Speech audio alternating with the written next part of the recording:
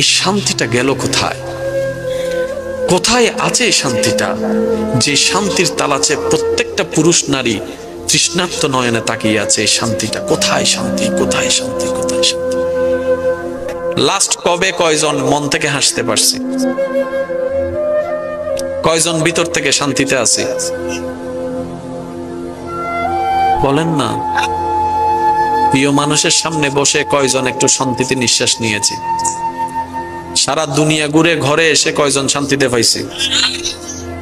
আপনি সারা পৃথিবী শান্তি পেয়ে যদি ঘরে এসে শান্তি না পান, এবার প্রত্যেকটা মানুষের এই একটা আফসোস, আশা করি আপনারা আমার সাথে একমত হবেন। আমি সারাদিন বাহিরে দৌড়াই, দিন রাত আমি পরিশ্রম করি, মাথার ঘাম আমি পায়ে ফেলি, দুইটা টাকা কিভাবে বেশি ইনকাম করা যায় সেটা চিন্তা করি, শুধু নিজের জন্য নয়, তোমাদের জন্য। অনেক প্রবাসী ভাইয়েরা আছেন দুপুরবেলা ভাত খায় না, ভাতের টাকাটা রেখে দেয় পরিবারকে পাঠানোর জন্য। অনেক ভাইয়েরা আছেন ভাত না খেয়ে কোন রকম একটা বন একটু পানি দিয়ে পেটটাকে লোড করে আবার কাজের মধ্যে লেগে যায়। ওই বাবাকে প্রশ্ন করেন, ওই ভাইকে প্রশ্ন করেন, কেন এত ওভার পরিশ্রম করছেন? প্রত্যেকটা পুরুষ উত্তর দিবে, আমার জন্য নয়, আমার একজনের পরিশ্রমে যে 5 জনের পেট ভরছে তাদের জন্য। আমার একজনের ত্যাগের কারণে 5 জন যে শান্তিতে ঘুমানোর চেষ্টা আমি তাদের জন্য করছি। আমি একজন রোদে শুকাই, বৃষ্টিতে ভিজি, এই কারণে যাতে 5 জনের মাথার উপর একটা ছাদ দিতে পারি, শক্ত ছাদ। আমি একজন পরিশ্রম করি, আমার শরীর, আমিও তো একটা মানুষ, আমারও তো শরীরের একটা রথের পাওয়ার আছে, একটা লিমিটেশন আছে। 3 বস্তার উপর তো 4 বস্তা আমি আলগাতে পারি না। কিন্তু মহাজন বলেছে যে যত বস্তা নিয়ে যেতে পারবে তার ইনকামও তত বেশি। ওই দিন থেকে আমি 3-এর জায়গায় 4 নেওয়া শুরু করেছি। ওই লোডটা আমার কাঁধে হয়ে, কোমর হয়ে, পায়ে পড়তেছে। আমি জানি আমার ডিউ কমে যাবে, তারপর আমি সব ত্যাগ দিচ্ছি শুধু পরিবারের মুখে একটু হাসি ফুটানোর জন্য।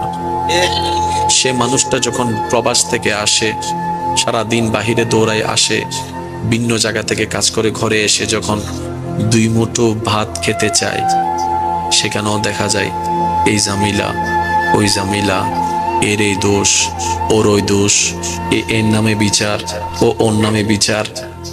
শেষ পর্যন্ত ওই পুরুষ বলতে বাধ্য হয়, বাহিরেও শান্তি নাই, ঘরেও শান্তি নাই। এমনও পর্যন্ত শোনা যায় বলে, ইচ্ছা করে সবকিছু ছেড়ে চলে যাব বাহিরে কোথাও, তোমাদের যেদিকে যা মন চায় তা করো, আমার 2 চোখ যেদিকে যায় আমি সেদিকে চলে যাব।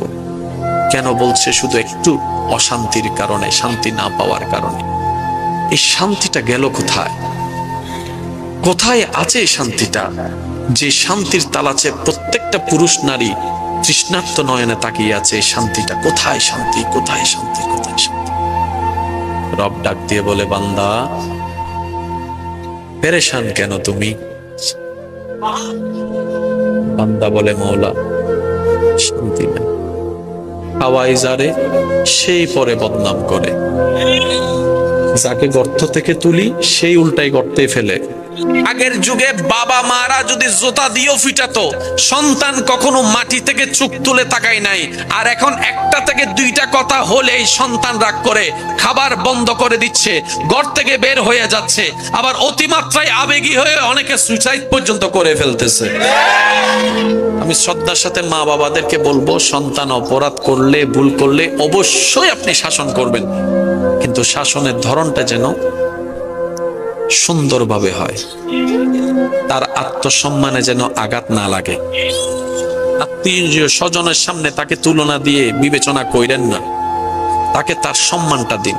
আপনার সন্তান যতই খারাপ হোক আপনি বিচার করবেন, এমন কোনো কথা বলবেন না, এমন কোনো রাস্তা করবেন না যেন বাহিরের মানুষ এসে আপনার সন্তানকে তানা দেয়, আপনার সন্তানকে ইনসাল্ট করে, আপনার সন্তানকে আন্ডার এস্টিমেট করে। এই সুযোগ দিয়েন না। তাহলে হবে কি, ওই সন্তানের অন্তর থেকে অটোমেটিক মা বাবার প্রতি শ্রদ্ধা উঠে যাবে। কেন যাবে? একটা হচ্ছে রাগ, আরেকটা হচ্ছে শয়তানের তো লেগেই আছে সব সময় বেয়াদবি করানোর জন্য। কথা বলতে হবে, ঠিক কিনা? কিছু কিছু জায়গায় আমাদেরকেও একটু সাবধান হতে, আল্লাহ আমাদের সবাইকে বুঝার তৌফিক দান করুন। আমার কোনো কথায় কষ্ট নিয়েছেন? আমি কিছু কথা বলি, যদি বাঁচার মতো বাঁচার ইচ্ছা থাকে, প্রাণ খুলে প্রাণ ভরে যদি নিঃশ্বাস নিতে ইচ্ছা হয়, তাহলে কথাগুলো আপনার জন্য। যতগুলা মানুষ এখানে নিঃশ্বাস নিচ্ছেন, নিঃশ্বাস নেওয়া এক জিনিস, প্রাণ ভরে নিঃশ্বাস নেওয়া আরেক জিনিস, ঘুমানো এক জিনিস, শান্তির ঘুম আরেক জিনিস, হাসা একটা জিনিস, মনের হাসা আরেক জিনিস। আপনি আপনাকে প্রশ্ন করেন, আমি আমাকে প্রশ্ন করি, লাস্ট কবে কয়জন মন থেকে হাসতে পারছি? কয়জন ভিতর থেকে শান্তিতে আছি? বলেন না। প্রিয় মানুষের সামনে বসে কয়জন একটু শান্তিতে নিঃশ্বাস নিয়েছি? সারা দুনিয়া ঘুরে ঘরে এসে কয়জন শান্তিতে পাইছি?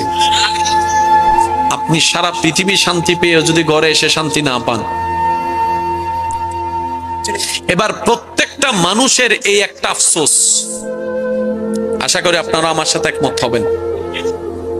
আমি সারাদিন বাহিরে দৌড়াই, দিন রাত আমি পরিশ্রম করি, মাথার ঘাম আমি পায়ে ফেলি, 2টা টাকা কিভাবে বেশি ইনকাম করা যায় সেটা চিন্তা করি, শুধু নিজের জন্য নয়, তোমাদের জন্য।